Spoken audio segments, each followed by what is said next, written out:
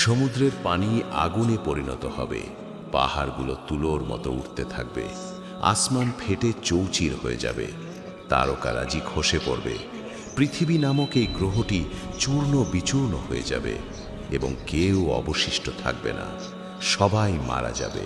আজ আমরা যে রমজান পাচ্ছি, রোজা রাখছি, মসজিদে গিয়ে তারাবি পড়ছি এবং কোরআন তেলাওয়াত করছি, কিন্তু কখনো কি ভেবে দেখেছেন একদিন এমন সময় আসবে যখন শেষবারের মতো রমজান মাস আসবে, তারপর আর কোনো রমজান আসবে না, কোনো রোজা হবে না, কোনো তারাবি হবে না, কোনো কোরআন তেলাওয়াত হবে না।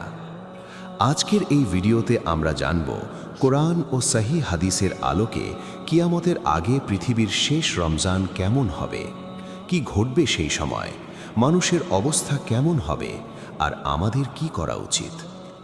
গল্পের শুরুটা ধ্বংস দিয়ে নয়, শান্তি দিয়ে। দাজ্জালের ফিতনা শেষ হয়েছে, হজরত ঈসা আলাইহিসসালামের যুগও একসময় শেষ হবে। পৃথিবী জুড়ে তখন ইসলামের জয় জয়কার, মানুষ আল্লাহকে ভয় করবে এবং তার ইবাদতে মশগুল থাকবে। এমনকি একটা ডালিম খেয়ে একদল মানুষ তৃপ্ত হবে এবং বাঘ আর হরিণ একসাথে পানি খাবে। পৃথিবী তখন বরকতে পরিপূর্ণ থাকবে। কিন্তু আমরা জানি দুনিয়া চিরস্থায়ী নয়। হজরত ঈসা আলাইহিসসালাম ইন্তেকাল করবেন, এরপর ধীরে ধীরে মানুষ আবার দুনিয়ামুখী হতে শুরু করবে। আল্লাহ তাআলার বিধান ভুলে পাপাচারে লিপ্ত হওয়া শুরু করবে। ঠিক তখনই আল্লাহ তাআলা তার চূড়ান্ত পরিকল্পনার প্রথম ধাপ শুরু করবেন। হাদিস শরীফে এসেছে, তখন ইয়েমেন বা শামের দিক থেকে একটি বিশেষ বাতাস প্রবাহিত হবে। এই বাতাস কোনো ঝড় নয়, কোনো তুফান নয়, এটি রেশমের মতো নরম, কস্তুরীর মতো সুগন্ধিময়। এই বাতাস যার শরীরে স্পর্শ করবে, যার অন্তরে সরিষার দানা পরিমাণও ঈমান আছে, সে মৃত্যুবরণ করবে। আল্লাহ তাআলা তার প্রিয় বান্দাদের এই পৃথিবী থেকে সরিয়ে নিলেন। কিন্তু কেন সরিয়ে নিলেন জানেন? কারণ সামনে যে ভয়াবহ আযাব আসছে, যে বিভীষিকা আসছে, তা যেন তার প্রিয় মুমিন বান্দাদের দেখতে না হয়। এটা ছিল মুমিনদের প্রতি আল্লাহর শেষ দয়া। এখন পৃথিবীতে কারা বেঁচে রইল? বেঁচে রইল শুধু তারা যাদের অন্তরে আল্লাহর বিন্দুমাত্র ভয় নেই। নিকৃষ্টতম মানুষগুলো, পশুর মতো মানুষগুলো। পৃথিবীতে এখন তাদের রাজত্ব।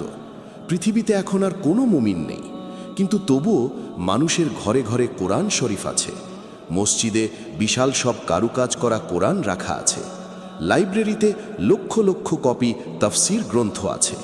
হঠাৎ এক গভীর রাতে এক অলৌকিক ঘটনা ঘটবে, তা হলো পৃথিবী থেকে কোরআন শরীফ উঠিয়ে নেওয়া হবে।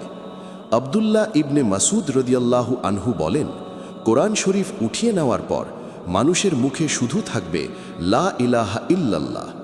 এটাই তারা বলতে থাকবে, কিন্তু এই লা ইলাহা ইল্লাল্লাহ তাদের কোনো উপকারে আসবে না, কারণ তারা এর অর্থ বুঝবে না, এর দাবি পূরণ করবে না।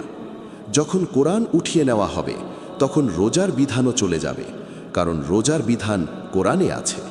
যখন কোরআন থাকবে না, তখন রোজার বিধানও থাকবে না। হুযায়ফা রাদিয়াল্লাহু আনহু থেকে বর্ণিত, রাসূল সাল্লাল্লাহু আলাইহি ওয়াসাল্লাম বলেছেন, ইসলাম এমনভাবে মুছে যাবে যেমন কাপড়ের নকশা মুছে যায়। সেই সময়ে মানুষের ঈমান দুর্বল থাকবে, অনেকেই রোজা রাখবে না, যারা রাখবে তারাও সঠিকভাবে রাখবে না। এমনকি কোরআন উঠে যাবার পরে রমজান মাস আসবে ইসলামী ক্যালেন্ডার অনুযায়ী, কিন্তু কেউ রোজা রাখবে না, কারণ তারা জানবেই না রোজা কি।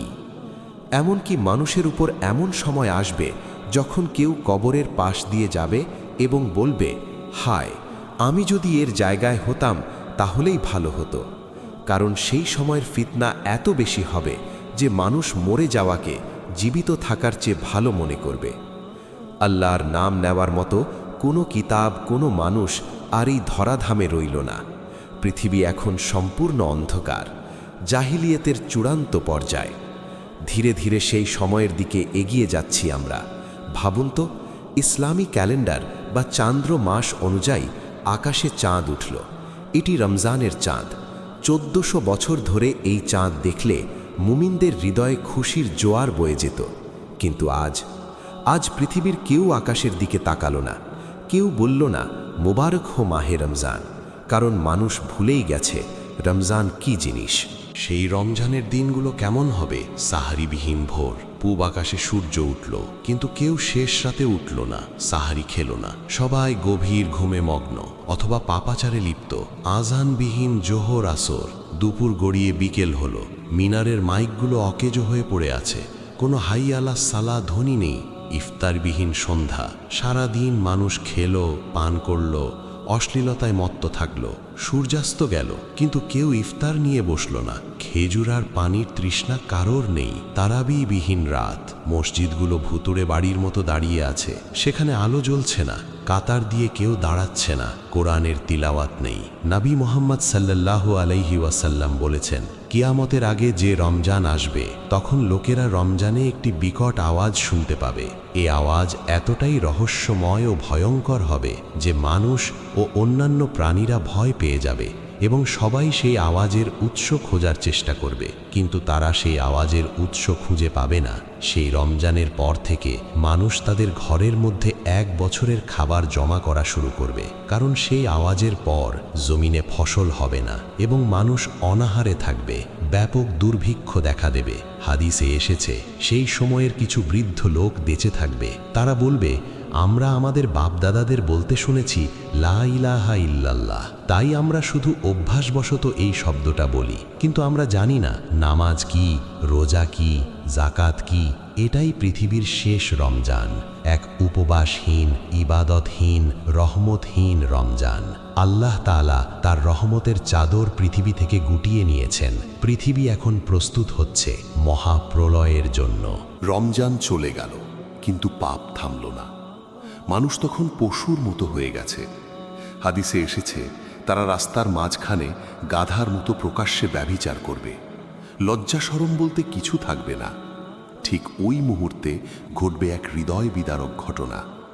বাইতুল্লাহ, আল্লাহর ঘর কাবা, যাকে এতদিন আল্লাহ রক্ষা করেছেন, আব্রাহার হাতি বাহিনীকে ধ্বংস করেছেন, কিন্তু এবার আল্লাহ আর বাধা দেবেন না, কারণ তার নাম নেওয়ার মতো কেউ নেই। হাবশা থেকে এক ব্যক্তি আসবে। হাদিসে তার বর্ণনা দেওয়া হয়েছে, 2 চিকন পাওয়ালা এক হাবশি। সে তার দলবল নিয়ে মক্কায় ঢুকবে। তারা কুদাল আর শাবল দিয়ে কাবার দেওয়াল ভাঙতে শুরু করবে।